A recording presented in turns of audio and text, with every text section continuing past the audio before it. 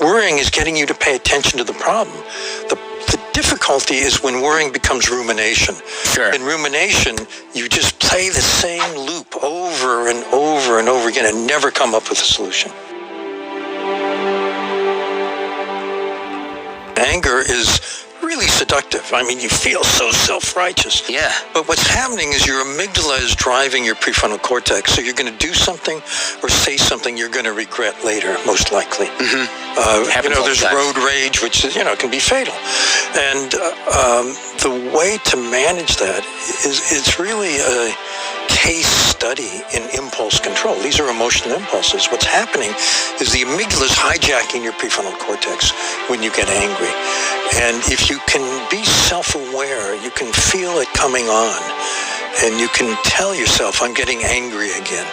When you do that, when you name it to yourself, you actually shift the energy from your subcortical networks, the amygdala and so on, to your prefrontal area, the thinking brain. And it gives you the ability to be more likely to short-circuit the anger.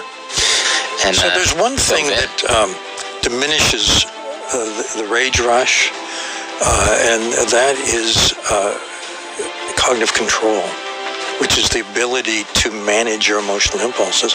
One thing that increases cognitive control, there are many, but one that does is meditation, mindfulness. Developing the capacity to watch what's going on in your mind. So you can tell yourself, I'm getting angry now. The very fact you can say that to yourself sends the momentum in another direction, actually literally into different brain circuits. And that's going to diminish the intensity and also going to help you be more resilient.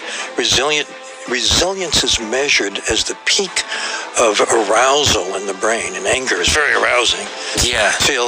To getting back to baseline, to calm. Well, the function of worrying, positive worrying, is to mull over a dilemma or a problem or a frustration, and which often, by the way, have to do with relationships, it turns out, and to come up with something you can do that might improve the situation. That's the function of worrying.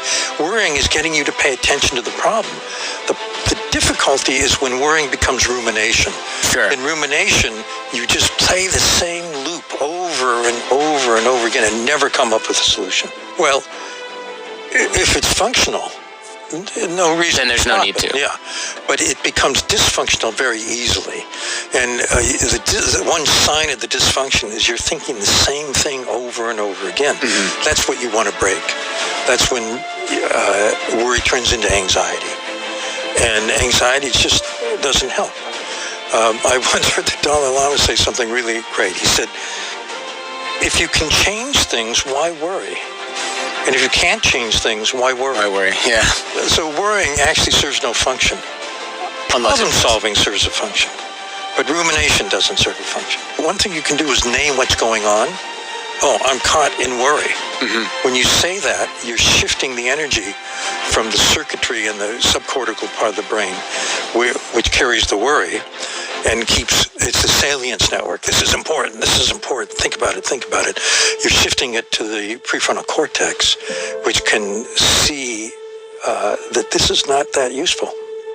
The quicker that is, the quicker your recovery, the more resilient you are. Resilience is the opposite of getting stuck in rage or anxiety. It means that you can break out of that particular emotional state and get back to a state where you're calm and clear.